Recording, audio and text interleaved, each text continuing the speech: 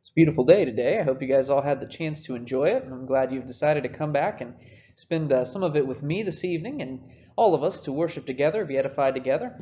Appreciate everything that was done so far. It was very edifying. I love the songs, the prayer, and the scripture as well. So lots of stuff for us to consider already, and hopefully we can add to that by looking at the story of Ruth tonight. So I mentioned 2 weeks ago now that we were looking at the enemies of Israel. One of those enemies was Moab, and I was saying I was setting that up because I wanted to talk about Ruth. Me and Lily had gone through Ruth recently, and there's just some interesting lessons in there from the story of Ruth. And the more we understand about her background and the culture of the Israelites during that time, the more impressive her story is and what she decided to do. So I wanted to start with that this evening. But before we get into that, I think this is another great example in her story, just showing us how we're supposed to be separate from the world. And obviously, Ruth lived not under the New Testament, as we were reading from this morning with the idea of forgiveness, but even before we set up that concept, the idea that we're supposed to be different. We're supposed to be godly instead of worldly. There should be a change in us, that we seek things that are perfect and acceptable and godly, those types of things. And I think we see that in the story of Ruth, giving us a great example to show how strange Ruth would have appeared to those around her. But for sake of time tonight, I wanted to run through basically the entire story of Ruth and to save us from reading all 4 chapters of her book, although I would highly suggest you take a look at that if you haven't looked at it in a while, because it is a pretty interesting story. There's a lot of other interesting things in there that we're not going to touch on tonight. But I wanted to kind of go over it in general. So I've tried to lay it out here in 8 bullet points for us to review it first here. So number 1 is Ruth was a Moabite, which is important. I mean, we were just mentioning Moabites in the lesson 2 weeks ago. Moabites are not who we would consider Bible heroes usually, right? They were not the children of Israel. They were not the chosen tribes of God's people during the Old Testament. In fact, they were the opposite. They were the enemies of God. But she married an Israelite, the son of Naomi, who was an Israelite. And then the person she married passed away. I'd say that's very quick because we don't know very much about it. If you look at the verses, we're going to probably read some of those here in a second. Not much is said about her married life other than it was very brief. In fact, all of their Naomi, I suppose, had 2 grown sons, so she was married for quite a while, but she lost her husband and both of her 2 sons very quickly there. So she decided to return with Naomi. That's an important factor as well. We're going to see that Ruth and Naomi and all of the people we mentioned lived in Moab at the time. But after this event that we were just describing, Naomi decided she was going to go home with her people, the Israelites. And Ruth decided to go with her. We're going to explore that a little bit in more detail in a second. While she was there, she worked hard and was recognized by those around her.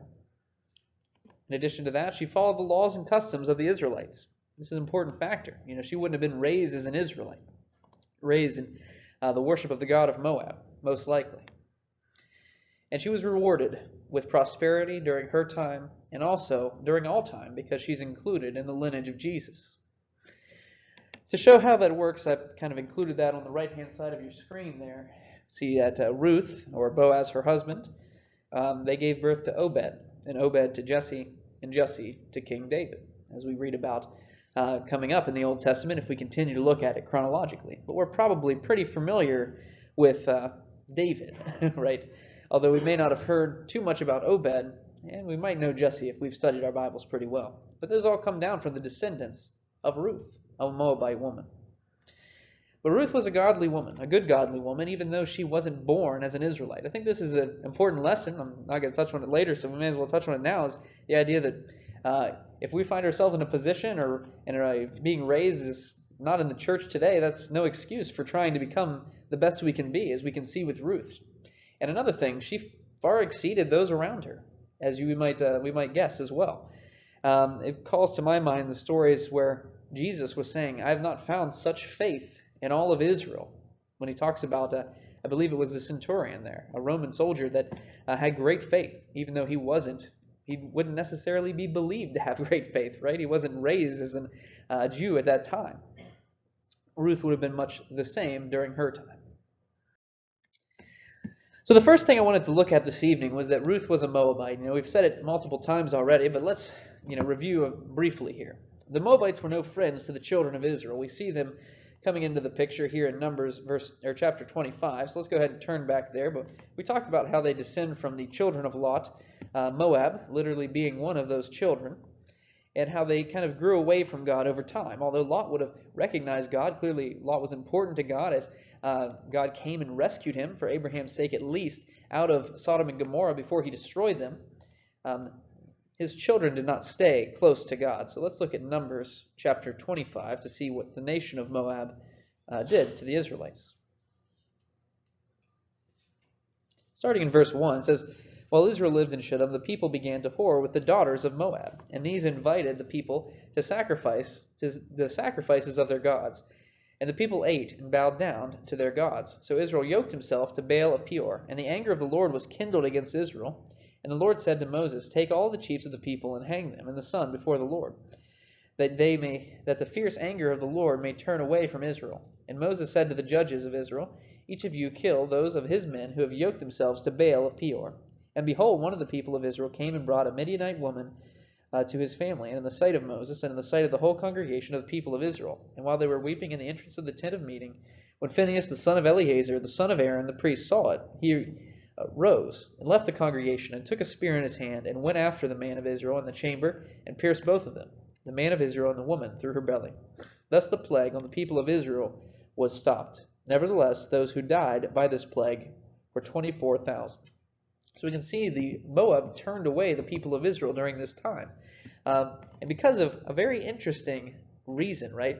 So the plague that we read about is pretty clearly linked to that the children of Israel made a mistake, right? They stopped worshiping God and started worshiping Baal.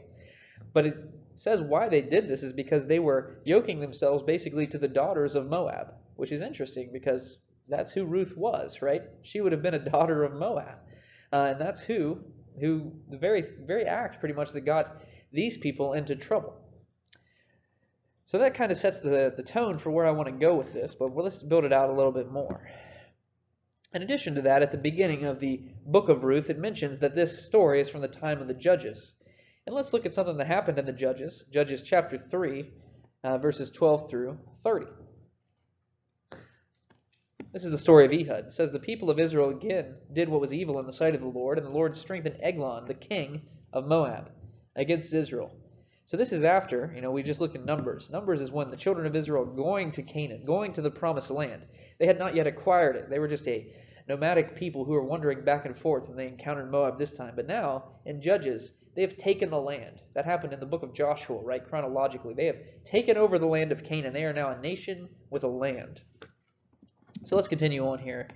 So Eglon, the king of Moab, against Israel, because they had done what was evil in the sight of the Lord. And he gathered himself the Ammonites and the Amalekites, and went and defeated Israel, and took possession of the city of palms. And the people of Israel served Eglon, the king of Moab, for 18 years. Then the people of Israel cried out from the Lord, and the Lord raised them up a deliverer, Ehud, the son of Gera, a Benjaminite, a left-handed man. The people of Israel sent tribute by him to Eglon, the king of Moab.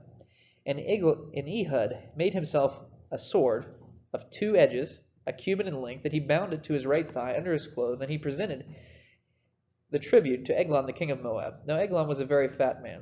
And when Ehud had finished presenting the tribute, he sent away the people who carried the tribute. But he himself turned back at the idols near Gilgal, and he said, I have a secret message for you, O king. And he commanded silence, and all his attendants went out from his presence. And Ehud came to him, and he was sitting alone in his cool roof chamber. And Ehud said, I have a message from God for you. And he arose from his seat. And Ehud reached with his left hand and took the sword from his right thigh, and thrust it into his belly. And the hilt also went in after the blade, and the fat closed around the blade. And he did not pull the sword out of his belly. And the dung came out. And Ehud went out to the porch, and closed the doors into the roof chamber behind him, and locked them. And when he had gone, the servants came, and when they had saw the doors of the chamber were locked, they thought, Surely he is relieving himself in the closet of the cool chamber. And they waited till they were embarrassed. But when he still did not open the doors of the roof, they took the key and opened them, and there lay their lord dead on the floor. Ehud escaped while they delayed, and he passed beyond the idols, and escaped to Sarai. And when he arrived, he sounded the trumpet in the hill of the country of Ephraim, Then the people of Israel went down in front of him from the hill country, and he was their leader. And he said, "Follow after me, for the Lord has given your enemies, the Moabites, into your hand." So they went down after him, and they seized the fords of Jordan against the Moabites, and they did not allow anyone to pass over. And they killed at that time 10,000 of the Moabites, all strong, able-bodied men. Not a man escaped. So Moab was subdued, and the day under the hand of Israel, and the land had rest for 80 years. So we don't know exactly when the story of Ruth was, but why I wanted to read those rather lengthy passage there is because it shows basically how friendly they were with each other, right? Moab came in, they took them over, and then Israel struck back, right? There was literal fighting between these two nations. So I think this sets the stage to this idea of who Ruth would have been when she came back with Naomi, as we're going to look at here in a minute.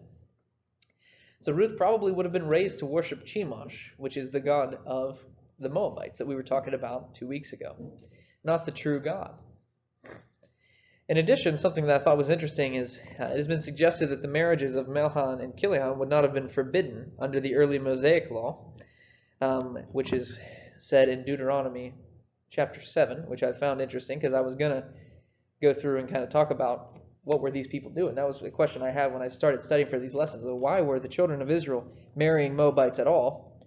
But in Deuteronomy 7, we see it says, "When the Lord your God brings you into the land that you are entering to take possession of it, and clears away many nations before you, the Hittites, the Girgashites, the Amorites, the Canaanites, the Perizzites, the Hivites, the Jebusites, 7 nations more numerous and mightier than you, and when the Lord your God gave them over to you, and you defeat them, then you must devote them to complete destruction. You shall make no covenant with them, and you shall show no mercy to them, and you shall not intermarry with them, giving your daughters to their sons, or taking their daughters for your sons." So Moab is not mentioned as these 7 nations here that were forbidding marriage, but I think as we just read in Numbers, it was a pretty dangerous thing to do, right?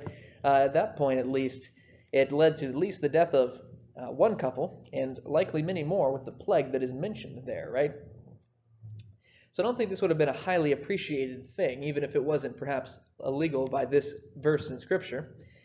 There's also some verses in Nehemiah where they do show that that's how they interpreted it at that time, that it wasn't something that the people should have been doing. It was intermarrying with these nations. But nonetheless, you'd expect someone who is the opposite of godly. That is the point that I want to make here, and I also want to set up a point that we're going to look at here in a minute of how Ruth likely would have been treated when she returned to Israel. But nonetheless, that's not who we find, right? We find Ruth being recorded as a godly woman, someone who was truly showing godly qualities. And that's what we're going to look at next. Ruth made a hard choice. We're going to read about that here in Ruth 1, verses 6 through 18. So let's turn back to the book of Ruth in the Old Testament. It's right after Judges there. And look at chapter 1, verse 6. So as I mentioned, if we look at the first 5 verses here, the children of Naomi married two Moabite women, Ruth being one, and Orpah being the other. And then they lived there about 10 years, and both Mahlon and Chilion, the children of Naomi, died, so that the woman was left without her sons and her husband. And then we're going to pick up in verse 6, and it says, "Then she arose with her daughters-in-law and returned from the country of Moab. And she had heard in the fields of Moab that the Lord had visited his people and given them food." So at the early verses of Ruth, it mentions that they left the area surrounding Jerusalem because there was no food. It was interesting, I was reading one of the commentaries, and they suggested that this wasn't a drought or something like that. It was a famine, likely because of the fighting with Moab, with the surrounding countries, perhaps. And I don't think we have any evidence of that, but interesting nonetheless, just to show the timing of this, how people were being treated, basically these fighting that was going on amongst these nations. But moving on, it said, "So she sent out from the place where she was with her 2 daughters-in-law, and they went on the way to return to the land of Judah. But Naomi said to her 2 daughters-in-law, 'Go, return each of you to her mother's house. May the Lord deal kindly with you, as you have dealt with the dead and with me. And the Lord grant you that you may find rest, each of you, in the house of her husband.' Then she kissed him, and they lifted up their voices and wept. And they said to her, 'No, we will return with you to your people.' But Naomi said, 'Turn back, my daughters. Why would you go with me? Have I yet sons in my womb that they may become your husbands. Turn back, my daughters, go your way. I am too old to have a husband, and if I should say I have hope, even if I should have a husband this night and should bear sons, would you wait until they were grown? Would you therefore refrain from marrying? No, my daughters, for it is exceedingly bitter to me for your sake that the hand of the Lord has gone out against me. Then they lifted up their voices and wept again, and Orpah kissed her mother-in-law, but Ruth clung to her. And she said, see, your sister-in-law has gone back to her people and to her gods. Return after your sister-in-law. But Ruth said, do not urge me to leave you or return from following you. For where you go, I will go, and where you lodge, I will lodge, and your people shall be my people, and your God, my God. Where you die, I will die, and there I will be buried. May the Lord do so to me, and more also, if anything but death parts me from you. And when Naomi saw that she was determined to go with her, she said, no more. So there's lots of things we can look at here. We could look at the idea of what she talks about. Naomi literally says you can go back and worship your God, indicating that Ruth didn't grow up worshiping the true God, but she was ready to commit herself to God, just as we should be today. But the choice we want to look at is basically how difficult this choice is. We've probably heard about this choice before, the idea of what Ruth decided to do. She decided to do a godly thing, something that wasn't selfish, but to put someone else first, and this was Naomi. But nonetheless, I don't think we probably truly appreciate how difficult a choice this may have been for her. As we dig more into it, as we've just been kind of setting up with the relationship between Moab and the Israelites, she had the decision to put herself first, return to her religion. I would imagine she was probably going to be able to mend strained family relationships. Many of you have probably been exposed to relationships in families or couples where there is, someone leaves the church and because of their spouse, right? Now they have the opportunity to return and change that relationship with their family. Religion often puts very hardships on families. When someone chooses to believe in God or chooses to leave God, no matter which way, it's difficult for the families to work through, right? In addition to this, she could remarry and live a good life. On the other hand, the opposite of that was she's going to have to journey to Israel. It's not terribly far distance, but any distance is pretty far when you have to walk, right? So this is going to be a great journey. And she's going to face certain prejudices when she gets there. That's something I wanted to highlight that I don't think I really ever considered before, right? We read that Ruth is a Moabite, and it says it over and over and over and over again in the book of Ruth. It's always Ruth the Moabite, or Ruth who was a Moabite. It's very clear that was a big deal if you read the book of Ruth, because it is said repeatedly almost every time Ruth's name is said. And that's probably because, as we were just reading in Judges, they did not get along with one another. This would have been almost like bringing an enemy back to the Israelites. In addition to that, even if she would be accepted by the community around her, which was unlikely, there was no clear path for her to remarry, as Naomi is showing how it would work in Israelite culture, right? You were supposed to be married to one of the brothers, basically, of your husband. Yes, the brothers of your husband, basically, keeping in the same family and raising children up to the brother who passed away. That's how the law worked during that time. And there were no more brothers, as Naomi was saying. So they have to go to extended family. They would have the right to claim these things, but that would not necessarily happen, as we're going to see. And then in addition to that, she wasn't going back to some great estate or something like that Naomi had back in Israel, right? In fact, they had left because they had nothing. They had nothing to eat. That's why they left. And she is now going to have to take care of a widow until she passed away. That's what she said she was going to do in verse 17. Where I die, or where you die, I will die, and there I will be buried. May the Lord do so to me and more also, if anything but death parts me from you. She was going to take care of Naomi. And that sounds like a really great thing, right? We might be thinking of our parents and what we can do for them and what maybe we do for them, those types of things, right? But we have a lot more going for us today, no matter what position we're in, than Ruth would have, going back to a foreign land with no clear way to make money or food or any of these things for her and Naomi. Basically, once they got there, they would have nothing, and even more importantly, the little help that Naomi might receive from her kinsmen, Ruth probably wouldn't receive after Naomi passes away, right? We just mentioned she's the enemy, right? She's a foreign national living amongst the Israelites. She's going to have to win them over to her cause. I say we are faced with these choices all the time, and I doubt we do as good as Ruth does half the time in the face of much less consequences, right? We consider what Ruth was facing and how she decided to do this great thing. We probably would choose ourselves in much less grave circumstances than Ruth had. This is something we need to consider. Do we have this ability that Ruth had to make this hard choice? The next part is that she worked hard. She wasn't discouraged or disappointed. We get aggravated at the littlest things, but Ruth is just working through it. And that's what we see in chapter 2 as we look at it. So let's look at a few verses here. What happened once they got to Israel? It says, Now Naomi had a relative of her husband's, a worthy man of the clan of Elimelech, whose name was Boaz. And Ruth, the Moabite, just like I said, it always says Ruth the Moabite every single time, and said, Naomi, let me go to the field and glean among the ears of grain after him, in whose sight I shall find favor. And she said, Go, my daughter.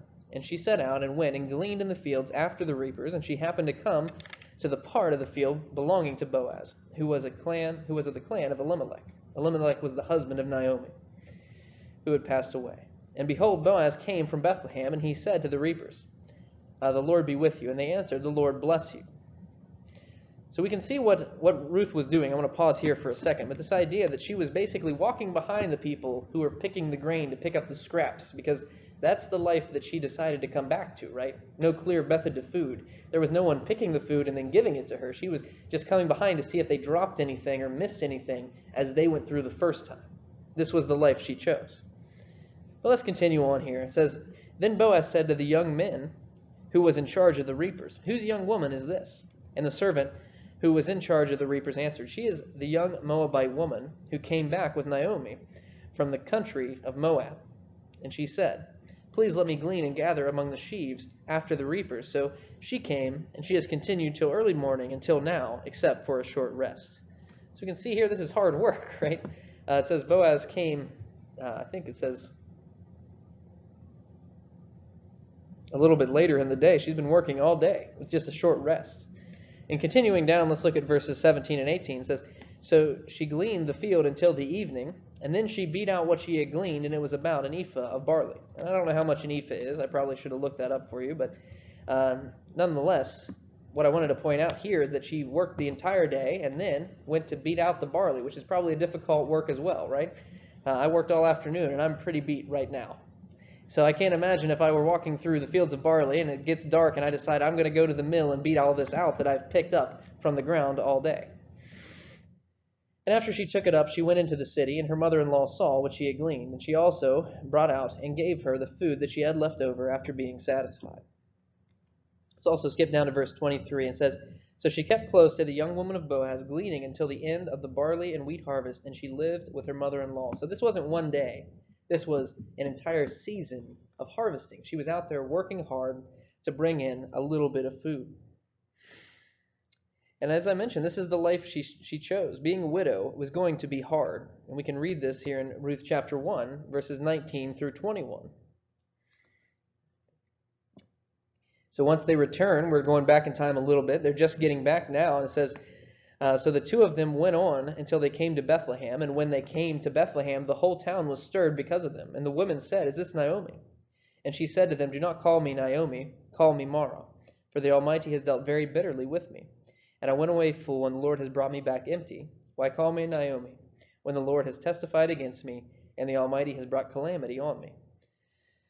So we can see here exactly how Naomi felt about these things. She knew it was going to be a hard road ahead of her because of what had happened.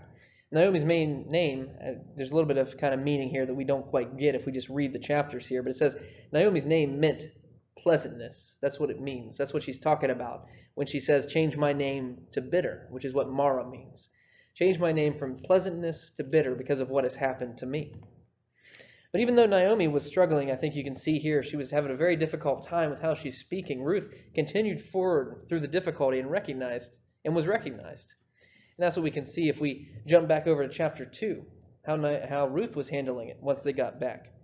So we read she was out there picking up the things that were in the field, but let's look at verse 8 of chapter 2. It says, Then Boaz said to Ruth, Now listen, my daughter, do not go and glean in another field or leave this one, but keep it close to my young women. Let your eyes be in the field, that they are reaping, and go after them. Have I not charged the young men not to touch you? And when you are thirsty, go to the vessel and drink. that the young men have drawn. Then she fell on her face, and bowing to the ground, and said to him, Why have I found favor in your eyes, that you should take notice of me, since I am a foreigner?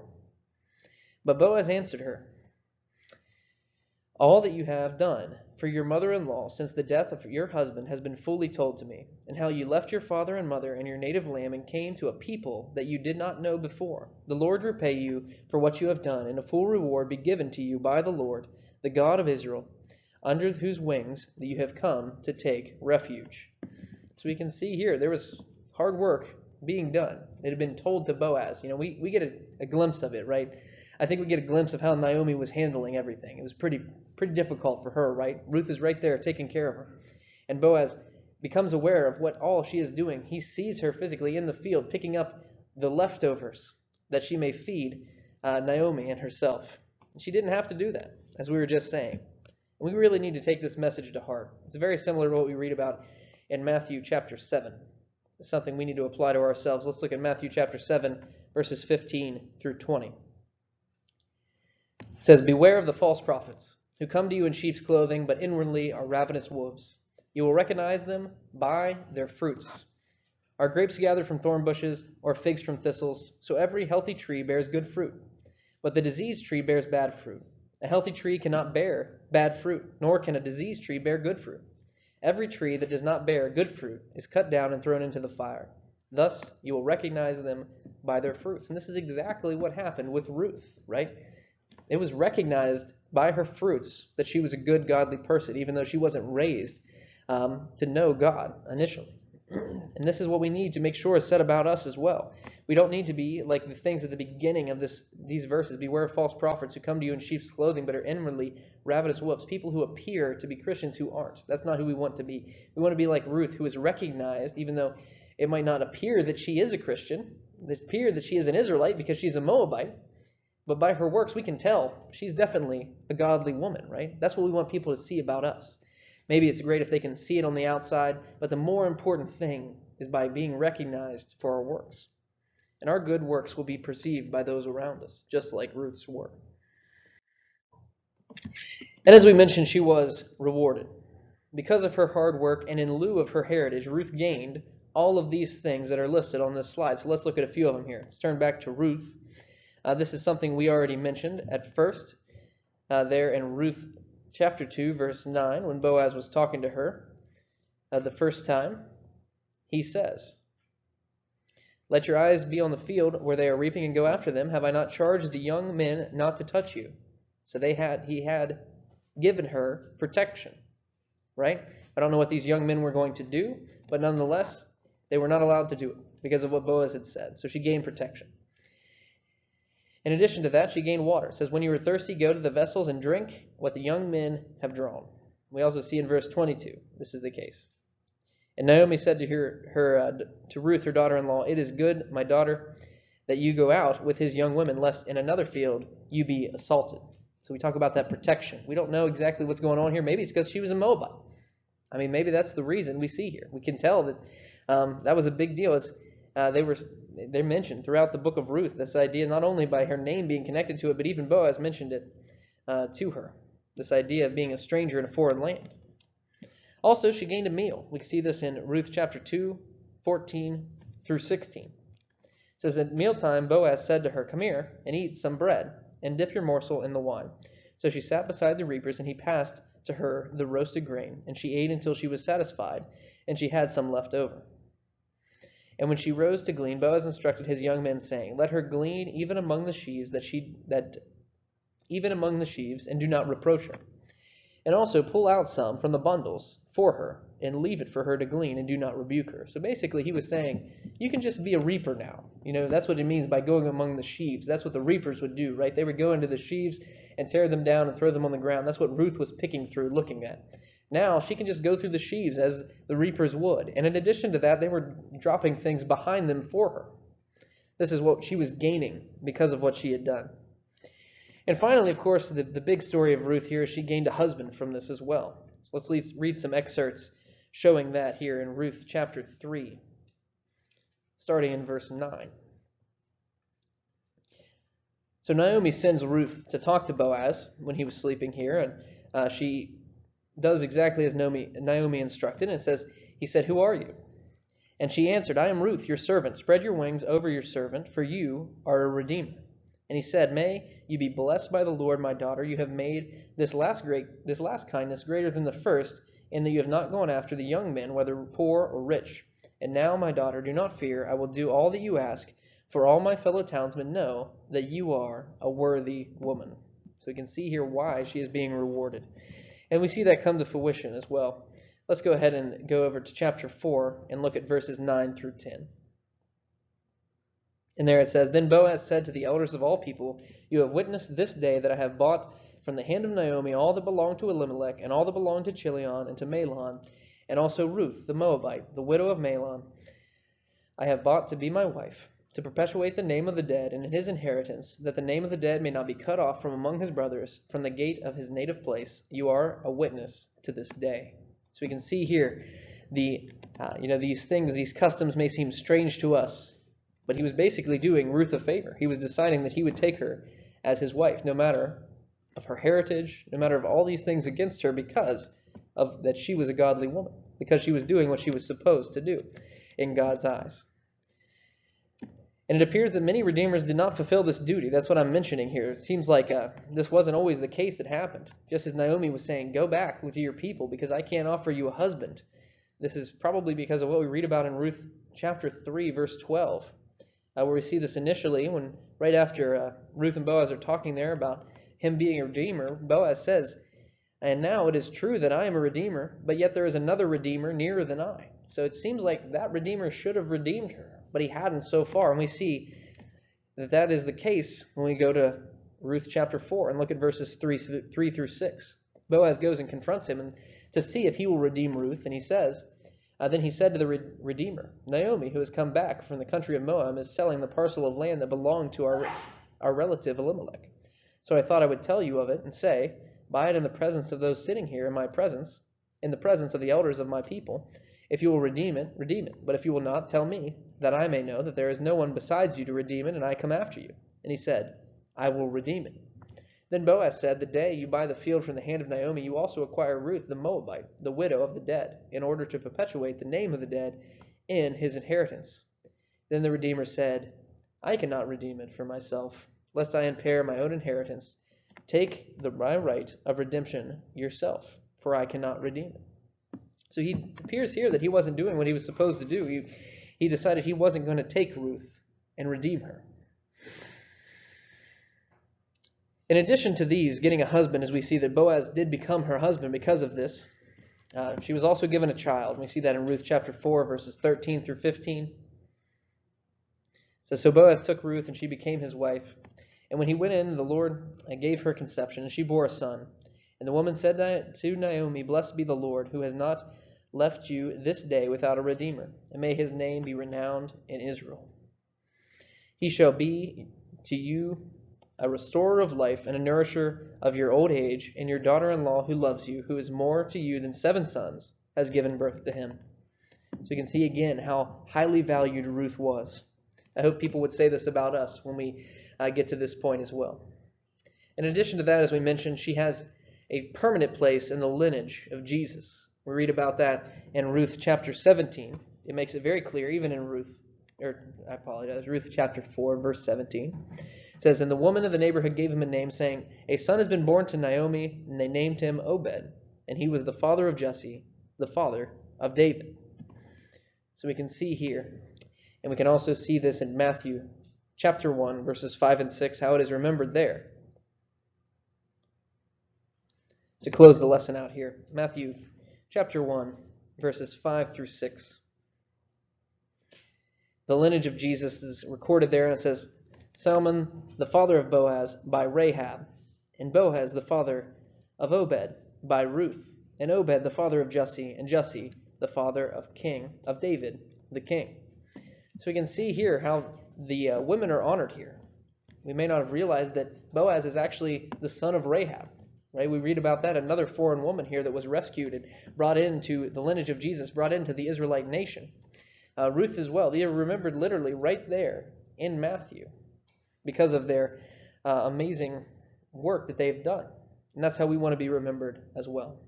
We have a great reward awaiting us as well, just like Ruth did. If we only obey God and we're found worthy as she was. And how was she found worthy? It's very clear. It's because of her choices, what she did, how she handled herself. And there is much we can learn from that. So I encourage you to think about all these things, the things that Ruth did, and see how we can be more like Ruth. See where we're falling short, and probably circumstances that are much more appealing, much easier, something that we shouldn't be facing, shouldn't be considered even in the same league as what Ruth was facing, right? We need to be considering this, what we have been given, and be appreciative of it. We can see here that we have the opportunity to come back if we find that we have fallen short in any way, if we're not living up to Ruth's example. I encourage you to think this over, and if there's anything we can do for you tonight, please come forward now as we stand and sing the invitation song.